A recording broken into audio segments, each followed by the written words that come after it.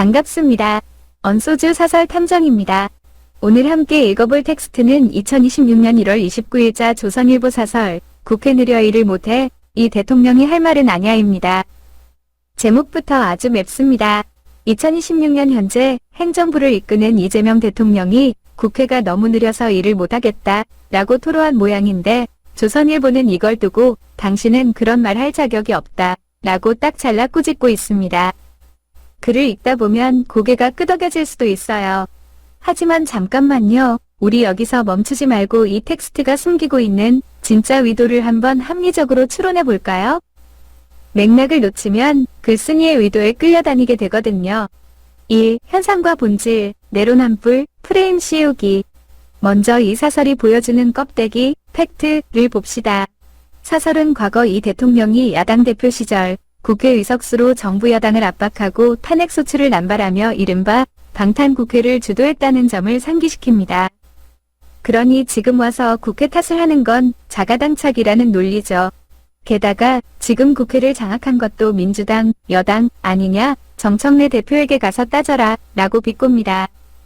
하지만 이 글의 본질, 인텐트는 다릅니다. 이것은 전형적인 메신저 공격하기, 어태킹 더 메신저입니다. 대통령이 제기한 문제, 즉 입법 절차의 비효율성이나 행정 동력의 상실이라는 국가적 의제는 싹 지워버렸습니다. 대신 그 자리에 대통령 개인의 과거 행적을 끌어와 너는 원죄가 있으니 입을 다물라고 족쇄를 채우는 겁니다. 이는 대통령의 발언권을 박탈하고 지지층에게 저 사람은 위선자라는 이미지를 더 씌우려는 고도의 정치적 프레임을 작동시킨 것이라고 봅니다. 2. 논리적 허점 타격, 이상한 인과관계. 저는 이 사설의 논리구조에서 몇 가지 합리적인 의심이 듭니다. 첫째, 다수당인이 내 책임이다 라는 논리의 함정입니다.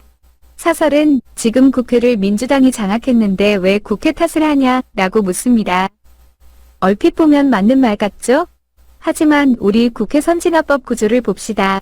다수당이라도 법사위나 각종 절차적 허들 때문에 야당의 협조 없이는 법안 하나 통과시키기 어려운 게 현실입니다.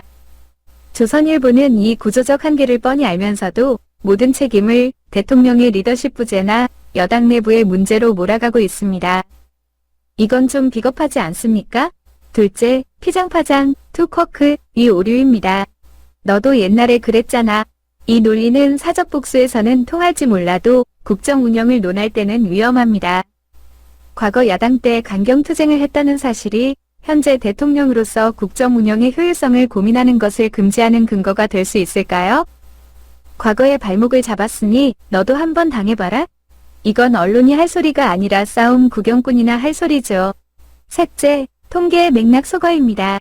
사설은 과거 야당 시절 탄핵 발의가 30건이 넘는다 며 숫자를 들이댑니다. 하지만 그 탄핵들이 왜 발의되었는지 당시 정부의 실정이나 위법 사항에 대한 언급은 쏙 빠져 있습니다. 숫자는 거짓말을 안 한다지만 맥락 없는 숫자는 가장 강력한 거짓말이 되기도 합니다. 3. 역사 사회적 맥락, 공수교대와 언론의 이중잣대. 우리가 역사를 좀 기억해야 합니다. 과거 보수 정권 시절을 떠올려 보십시오.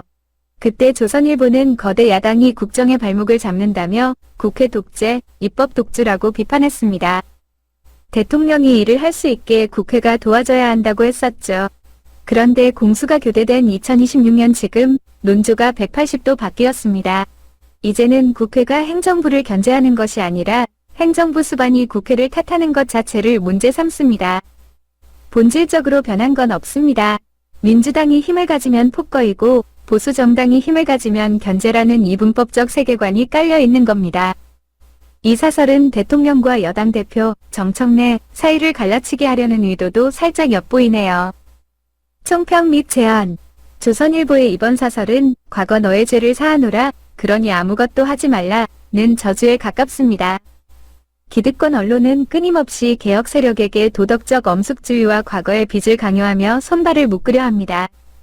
시민 여러분, 이럴 때일수록 텍스트의 행간을 읽어야 합니다. 대통령이 왜 답답해하는지, 실제로 국회에서 어떤 법안들이 막혀 있는지 팩트를 확인해 보시는 게 좋겠습니다. 구독과 좋아요는 진실을 찾는 큰 힘이 됩니다. 다음 시간에 뵙겠습니다.